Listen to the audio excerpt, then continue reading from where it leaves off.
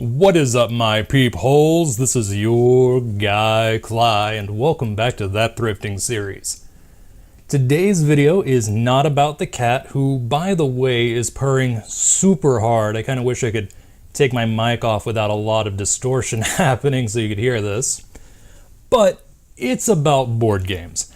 I know, I said I was shifting board games over to the podcast, but that was before I started finding a lot of games and they kind of built up faster than the podcast came together. Gotta love analysis paralysis when your main portion of setting up a podcast, i.e. the media host, falls through. They kind of had to change up their plans at the last second. Instead of offering free hosting, they nixed their free hosting package, tripled the price of their main package, and yeah, I'm not touching that. They also apparently do not have the best transparency, so if I were to leave them, I would lose every single subscriber I gained through them. Fun times.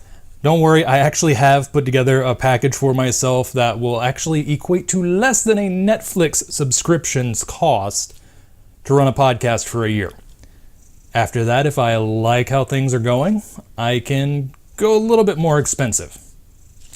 That little ramble out of the way, the first item is actually not from a thrift store. This I picked up at Five Below. This is the Magic the Gathering Arena of the Planeswalkers tactical board game at Five Below. This is a decently rated game. It's not perfect by any stretch of the imagination. In fact, a lot of people say the expansions are required to get the best play out of this, but for $5, you can't really go wrong. Turns out Five Below got a huge overstock of these, and for the Christmas season, they're stocking up on this and potentially more board games, so I'm going to keep my eyes out. They do have a small edition of Jumanji, which, if there's enough interest, I could pick that up and review it either here or on the podcast. I actually had the game growing up as a kid. Ooh, actually, I see that game every now and then while thrifting. Maybe I should do a compare and contrast. I'm going thrifting this weekend and even tonight, so I'm going to keep my eyes open for Jumanji, see if I can snag it for $2. Anyway, back on topic. I've had a lot of coffee, and I haven't done a video in a while thanks to doing all of the groundwork for the podcast. Yay! Let's just show you what you get inside. There we go, vacuum seal, gotta love it. A whole mess of very well sculpted figs. You've got your fully painted planeswalkers here, which if you have never played Magic or have been out of the loop on Magic for the past few years, like I was up until recently, planeswalkers are the individuals who hop between the different worlds in Magic the Gathering. And technically you play as a planeswalker because you're controlling armies from all of the different realms.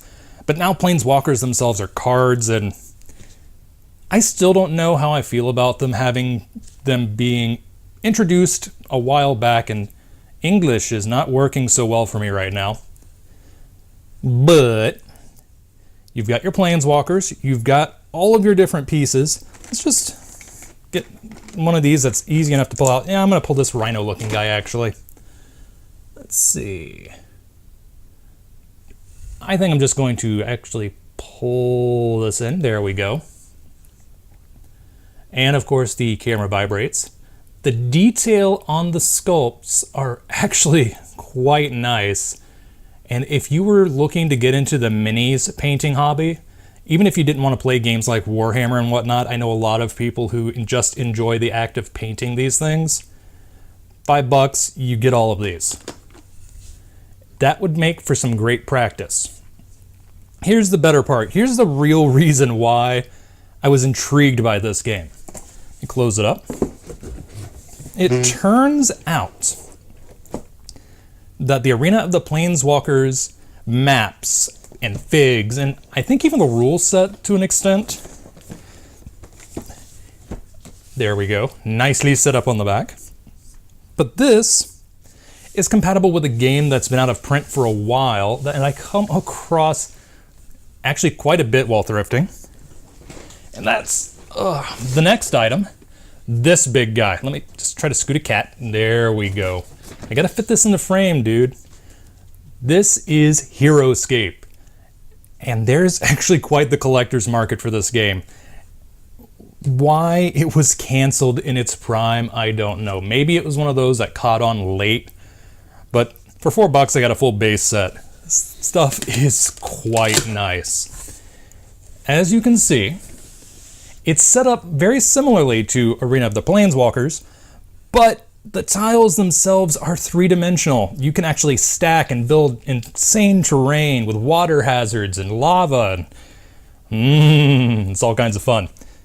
And the figurines are really good quality, all of which are painted, by the way, unlike Arena of the Planeswalkers, which cheaped out by giving you paper maps and only 5 painted figs in the main set. Tisk, tisk, tisk. Here I have one of the dragons from this set. Here's hoping my lighting and eventual compensation with color correction can make it pop properly, because this is a beautiful bronze dragon I'm holding. And once again, if you find these in a thrift store or a yard sale for a decent price, they would make great companions to your Dungeons & Dragons game. And the fridge turned on. I cannot wait to have my podcasting area set up. Wish I had room to record this in it as well. And one more thing before I jump off of this game. I just so happen to have recently picked up, and this was $4 instead of the 5 for the Five Below stuff. But I recently picked up a second set of the Marvel HeroScape stuff. I have shown this in the past, at least in image form, because of the night I had a huge dumpster dive of a board game collection. I'd also found this that same night in a thrift store. $4 right here. I want to see how Jace does against the Hulk. Jace being one of the Planeswalkers, for those that didn't get the reference immediately. I've rambled on enough about Magic the Gathering Duel of the Planeswalkers, HeroScape, and Marvel and all this fun stuff. I'm going to let the caffeine wear off and move on to the next item. Oh good, more background noise. Apparently somebody is trying to vacuum up the leaves in their lawn using a mower. And also, I may have lied a little bit. The caffeine hasn't worn off yet. In fact, it's probably gotten a little bit worse due to the fact that I'm using tea to soothe my sore throat. A nice apple cherry black tea that I picked up from Dollar Tree of all places. This stuff is good, and this brand is good. I love their peppermint tea. Anyway, the next item is Run for Your Life, Candyman. This is just a weird little parody roll-and move that, honestly, I wouldn't have picked up if it wasn't $1. I've come across it for $4 to $5 in the past, but left it behind, and then it just came up last week while I was at a Goodwill for $1. So what you gonna do? It is actually well rated. Oh goodness, it's square box, and of course it's my nemesis, the misaligned square box. I'm just gonna, there we go. I think that did it. Yes, okay. Like I said, it's just a simple little roll and move with action cards and apparently a health system. So this is going to be weird, and because it's the second edition, it actually comes with a few additional things like the die cut pieces and 18 new cards. I've never played the first version, so I have no idea what 18 cards are new. Anyway, I see something shiny in the distance. I think that's the next item. And by shiny, I meant it is still in shrink wrap. This is Hunta. I picked it up at my local Savers for a whopping $5. It is from AEG. It's well rated and is a nifty little game about basically being a dictator in a banana republic. Looks like it's got a bit of resource management, territory acquisition, and a few other mechanics of that nature. I've not really dug much deeper than that. I just saw AEG, which is a company I collect. The box is really nice. It's got that nice matte feel to it, even through the shrink wrap. It's still in shrink, and it was $5. All of those screamed buy me. And then I looked it up on Board Game Geek. Turns out it's well enough rated that I'd more than justify the price. I have really no other filler to say about this game, so I'm just going to move on to the next one. So the next item I have for you is Rory's Story Cubes. 3 sets of Rory's Story Cubes. And I know what some of you are thinking. How the heck do these actually make up a board game? Well, they don't. Mostly. What they are instead is a storytelling aid, which I had to have mainly because I collect dice. I'm kind of weird that way, if you haven't guessed. What you do is roll any number of the dice. The box says 9, but it really is just a suggestion. And you make up a story based on the different symbols you see. Now, you've got your basic one, which pretty much has a lot of different mishmash. You have actions, which are people doing things. And you have voyages, which are just destinations and methods of getting there. While I did grab these because I collect dice, I also thought they would be a great aid for when I eventually get into the game mastering game. So running a campaign of Pathfinder, Dungeons & Dragons, other various and sundry systems which I have, thanks to thrifting and just being a hoarder of such things, this would be good for when your party goes off the rails. You just keep them all in a blind bag. Something random is supposed to happen. Instead of rolling a D100 or 2D10 to figure out what happens based on a chart, you can throw some of these and see what you can come up with based on the suggestions.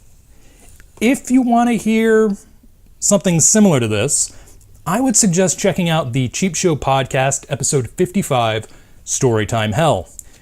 Turns out Paul got his hands on a set of Storytime cubes for a whopping £1, and things go a little weird, to say the least. Warning, there is crude humor ahead, but it's worth it. It's worth listening to. And to be honest, the main reason I don't go down the full crude humor rabbit hole is I like monetization. I wanted to keep this channel family friendly from the start, and it's actually not that hard. One more, well, maybe one more, 2 more items, depending on how you look at it. But off to the next one after I tell you that these were $2 a pop versus the original $8 a pop. Some places want 10. Now I switch. So the last / next to last item would be this guy right here. This is the Ghostbusters Yahtzee game. It's not just Slimer, it's an entire game. Slimer is just the storage vessel for the dice and score pad. I do not have the box because I threw it out a while ago. I picked this up on a Barnes & Noble clearance event for 75% off, which landed at about, between $5 and $7. I cannot remember for the life of me. But I had to have it. I've had my eye on this for a while, and not because of Yahtzee, but because of the dice that are included. These right here. Like I said before, I am a dice collector, but there's actually some utility to me wanting these. Let's just pull it in a little bit. There we go. So, you'll notice that each side has a Ghostbusters icon. There's the Ecto 1-on-1, very fitting. 2, you have the Proton Pack and Neutrona Wand. 3 is the Ghost Trap. 4 is the PKE meter. Wow, I cannot speak. 5 are the Ecto Goggles. And the most important part is the 6. It's got the Ghostbusters logo. Anyone familiar with the Ghostbusters RPG knows why this is important. Because for the Ghostbusters RPG, every player has to roll a special D6 known as the Ghost Die, along with the other dice in their dice pool. I just had a feline eclipse of my light over there. When you roll the Ghostbusters logo, that counts as a 0 on your roll. So that die is only good for 1 to 5. Not only is that a 0 on your roll, but something bad happens. Depending on how you rolled and how generous your game master is feeling, it can get kind of nasty. If you succeed in your roll, you still succeed in your roll. It's just you kind of mess things up for the other players or yourself later on down the line, like You successfully climbed a tree, but on your way down on the other side of the fence, you hurt your leg. Something like that. But if the game master rolls a ghost, that means it's still bad for you, not for the ghost that you're rolling against. That means the ghost gets a little bit more of a kick to whatever it's doing, or your gear shorts out, things like that. And of course, I was lucky enough to get my hands on the source book for 89 cents relatively recently. I also have an entire box set of this game with bonus materials that I picked up for $2, but it didn't have the ghost die. That's why I wanted Slimer over here. Admittedly, you could play with any D6 that has a blank face for the 6, but I like authenticity. Anyway, that is all I have for you today. Well, with the exception of one more podcast shout out, check out Ghostbusters Resurrection if you want to hear a live play of people breaking out this game with errata to include the more modern Ghostbusters the video game canon stuff. It's very interesting. There we go. Shout outs out of the way. And a cat making noise in the background. I think it's a really good time to sign off. So, wish me luck setting up the podcast first and foremost. I want to get it running. I want another way to reach out to you folks, and I want to bring more content to the table. Enough delaying. Gotta stop a cat. So, until next time, this is your guy Cly, signing off.